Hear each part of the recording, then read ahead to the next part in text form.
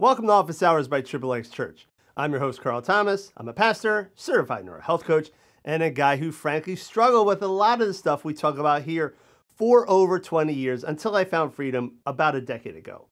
In today's episode, we are going to be jumping in and answering this question. How can I talk to people about the dangers of porn in a way that they'll actually want to listen? That's what I will be discussing today. So make sure you're hanging there with me. Recognize that no questions are off the table, and I'm going to be as honest with my answers as I possibly can be, so don't get offended. Without any further delay, let's jump in.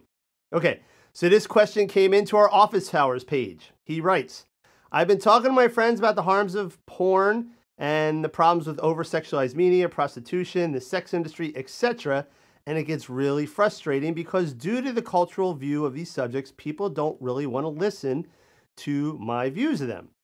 At best, people will just look at me like I'm crazy and completely throw out what I'm saying. And at worst, people will likely stereotype me as being far right, really regressive, a bigot, someone who hates sex, hates people, hates having sex, blah, blah, blah.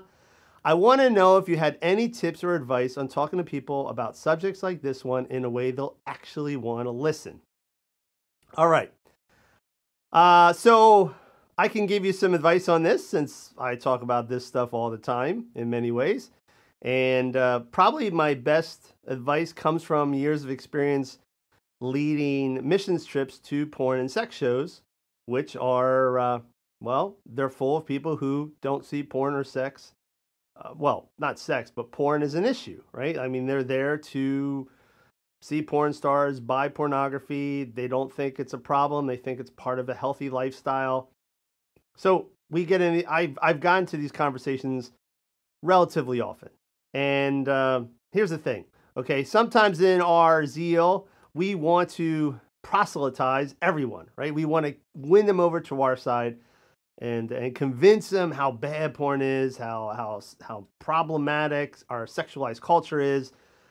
And quite honestly, unless people share your same worldview, they're going to blow you off. Yes. And if you come on really strong, really aggressive, you got to hear me on this. You got to see it my way. Yes, they're going to also think you're right wing, a bigot, blah, blah, blah. I mean, that's just what happens when we attack these things aggressively and well-intentioned. I understand that, but sometimes our approach can use a little fine-tuning. And again, we need to always be conscious of who our audience is. If we're talking to somebody who has a similar worldview as us, so if you're a Christian talking to someone in the church, this conversation should go a lot easier. But if you're a Christian talking to a non-Christian, say a buddy at work who is not shy about the fact that he looks at porn or goes to a massage parlor for a happy ending once in a while, you gotta be conscious of that because he doesn't see the world the way you do. And so when you come at him saying, well, this is a problem, that's a problem, they're just going to get defensive and say, you're nuts. So my advice is, it's like this with anything when it comes to how we as Christians should interact with the world and the people who aren't believers. And that's our responsibility is to love them and accept them and hear them out. And so we approach these conversations, tell people, hey, listen, I'm just here to love you. I'm curious about what your thoughts are on this. Hear them out. Don't argue. And then if the opportunity is there, if they're willing to listen, offer your opinions. And the thing is, we have to stop approaching these conversational moments as a need to win. Hey, I need to show you I'm right. That's never going to work. It's more about, I'm here to listen to you. You're here to listen to me. We're going to have an intellectual and thoughtful conversation about this. And at the end of the day, if we disagree, that's okay. We can agree to disagree, but at least you've heard what I have to say. You know that where I'm coming from is not from a place of craziness or insanity, but just a legitimate concern. And I hear where you're coming from. And then at least they heard you.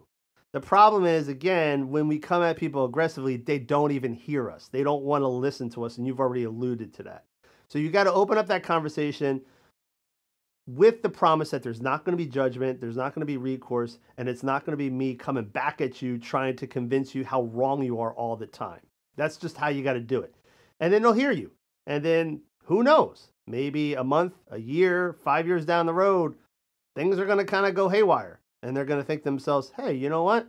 When I talked to that guy, or me, when I talked to Carl about this and he pointed this out, I kind of see that happening now. Maybe he had a point. Maybe I should look into this. Maybe this isn't the best thing for my marriage. My wife just complained about the fact that we watch porn together.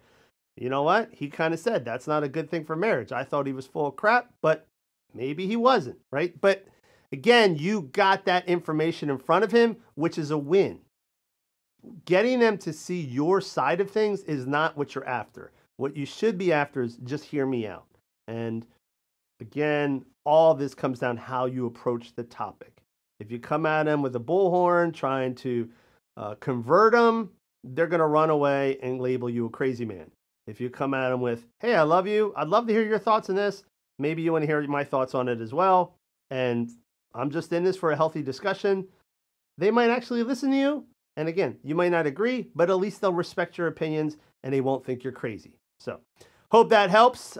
Again, that's just kind of the approach I've taken with everything, but especially at porn shows when I've been there as the missions pastor, and it works. So if you have a question for me and you'd like me to answer it in an upcoming office hours episode, go to xxchurch.com/office-hours and submit your question, and I will answer it in the next few weeks. Thank you, and have a great weekend.